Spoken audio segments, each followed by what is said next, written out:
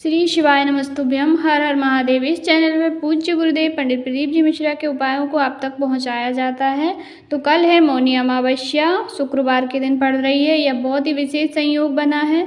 तो कुछ मौनी अमावस्या का उपाय करके आपके जीवन के सारे कष्टों को दूर कीजिएगा। आइए जानते हैं उपाय।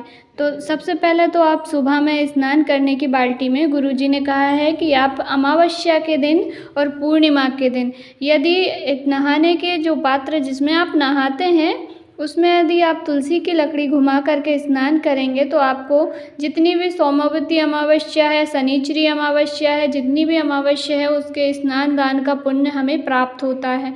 और यदि हम विशेष तिथियों पर नर्मदा जी, गंगा जी, विशेष पवित्र नदियों में स्नान नहीं कर पाते हैं तो हमें घर पर तुलसी मैया के जल से, देखिए वीडियो में आप देख सकते हैं, ऐसे एक लोटे में आप तुलसी मैया की सूखी लकड़ी को डाल लीजिए। यदि आपके पास सूखी लकड़ी नहीं है, आपके पास तुलसी मैया के जो तुलसी माला होती है वह है तो आप वह डाल लीजिए। अगर आपके पास एक भी मन का है तुलसी मैया की माला का तो आप उसको भी जल के एक लोटे में डाल कर थोड़ी देर रखा रहने दीजिए। आपके पास सूखी तुलसी भी नहीं है, तुलसी की माला भी नहीं है तो आप तुलसी पत्र या तुलसी की एक मांजरी को थोड़ी देर के लिए अपने लोटे में घुमा लीजिए और उस जल को आप अपने नहाने की बाल्टी में डाल करके स्नान कीजिए। इससे आपको पवित्र नदियों के स्नान के बराबर पुण्य मिलेगा और सारी अमावस्या, जितनी भी सोमवती अमावस्या, शनिचरी अमावस्या और सारी अमावस्या का पुण्य मिलेगा। तो पहले तो आप ये कर लेना स्नान सबसे पहले। और यदि हो सके आपके पास तुलसी मैया के जल में आप नहीं नहाना चाहते हैं तो आप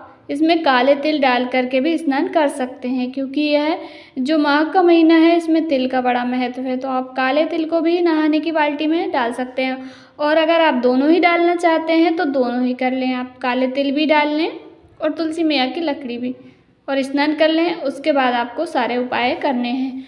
अमावस्या होती है, अमावस्या के दिन हमारे पितृ धरती पर आते हैं देखने के लिए कि हमें सम्मान मिलता है कि नहीं। तो हम यदि पितरों के निमित्त अमावस्या के दिन कोई कार्य करते हैं तो पितरों को सुख मिलता है और पितृ हमें आशीर्वाद प्रदान करते हैं। देखिए, पितरों का आशीर्वाद यदि हमारे ऊपर नहीं होता है तो हमारे घर में लड़ाई झगड़े कलह वगैरह होती रहती है, अनावश्यक खर्चे होते रहते हैं और धन भी नहीं रुकता है। यानी कि पितृदोष के कारण बहुत सारे जो है हमारे घर में विकार, नकारात्मक शक्तियाँ प्रवेश कर जाती है और पितृदोष से ही बहुत सारे झगड़े लड़ाई बहुत कुछ होता है। तो आप पितृदोष के लिए अवश्य ही अमावस्या के दिन कुछ न कुछ पितरों के निमित्त कीजिएगा तो आपके घर में सुख शांति का निवास होगा। तो प्रथम उपाय हमारा है पितरों के निमित्त आपको क्या करना है, थोड़ा सा कच्चा दूध लेना है। आप 1 चम्मच 2 चम्मच कच्चा दूध ले लीजिए और एक लोटे में उसको डाल लीजिए। थोड़े से काले तिल उसी में डाल लीजिए और उस लोटे को, जो लोटा आपने लिया है उसको स्टील का लेना है और उसको पूरे शुद्ध जल से भर लीजिए।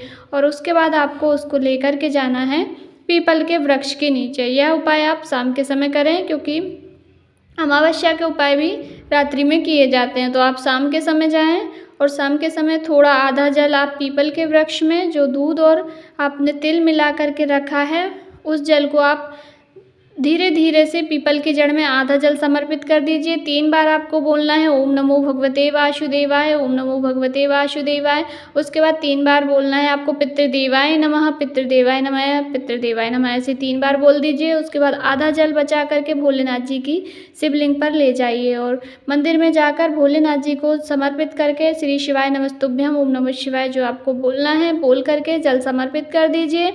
और जब जल पूरा समर्पित हो जाए उसके बाद उन्हें शुद्ध जल से स्नान भी करा दीजिए।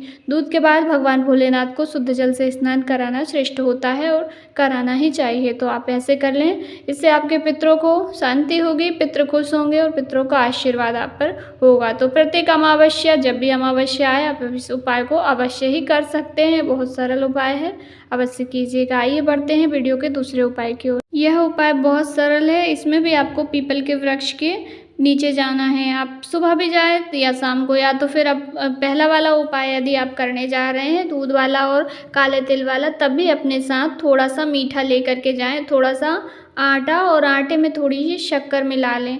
उसको दोनों को आपको पीपल के वृक्ष के नीचे चींटियों के लिए डाल करके आना है। इससे हमारे पितृ प्रसन्न होते हैं, पितरों का हमें आशीर्वाद प्राप्त होता है। तो आप प्रत्येक अमावस्या पर थोड़ा सा आटा और थोड़ी सी शक्कर दोनों को मिला करके पीपल के वृक्ष के नीचे, वैसे भी चींटियाँ होती हैं तो चींटियाँ इनको चुन लेती हैं। चींटे और चींटियाँ मिठास से पीपल के वृक्ष के नीचे अक्सर होती ही हैं, तो आप वहाँ पर इन्हें समर्पित करके आएँ, थोड़ा सा चढ़ा करके आएँ। पर आप पूजनीय पीपल के पास ही जाएँ, जैसे मंदिर में कहीं पीपल के वृक्ष की पूजा होती है, ऐसे स्थान पर ही आपको पीपल के वृक्ष के नीचे पूजन करनी है, क्योंकि अशुद्ध जगह पर पीपल के वृक्ष की हम पूजा करते हैं तो वह पूजनीय नहीं होती है और मान्य नहीं होती है। तो मंदिर में पीपल के वृक्ष होते ही हैं, या तो मंदिर में नहीं है तो आसपास जहाँ पर भी है पर वहाँ पूजा होती हो, ऐसे स्थान पर आपको पीपल के वृक्ष के नीचे ये शक्कर और आटा मिला हुआ थोड़ा सा वहाँ पे छोड़ करके आ जाना है, चढ़ा कर आ जाना है।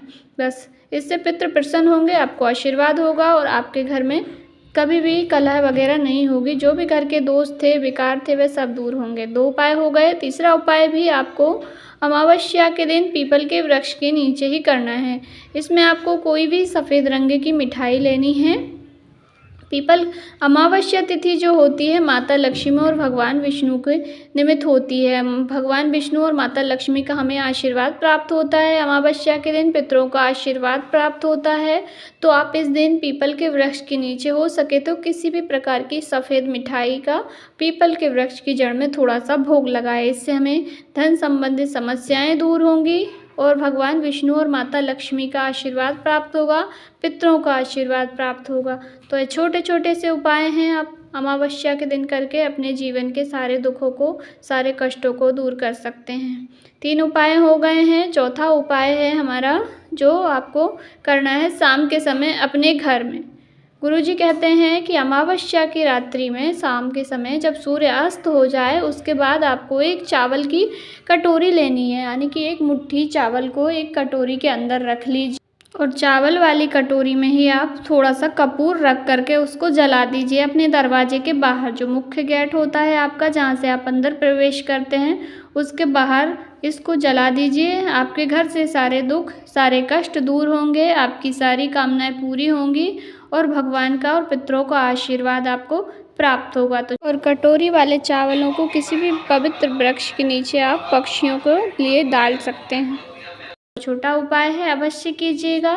अगला उपाय है इस वीडियो का अंतिम उपाय और बहुत महत्वपूर्ण है, आप अवश्य कीजिएगा। यह उपाय धन प्राप्ति का है, लक्ष्मी प्राप्ति का है, शुक्र ग्रह को मजबूत करेगा, क्योंकि यदि हमारा शुक्र ग्रह मजबूत होता है तो हमें धन संबंधित कोई भी परेशानी नहीं आती है। माता लक्ष्मी का स्वरूप होता है और माता लक्ष्मी का ही दिन है शुक्रवार का, तो आप इसको अवश्य ही कीजिएगा। ये जान लेते हैं उपाय। इसमें आपको 108 चावल के दाने लेने हैं। चावल के दाने खंडित नहीं होना चाहिए, इस बात का आपको पता ही है।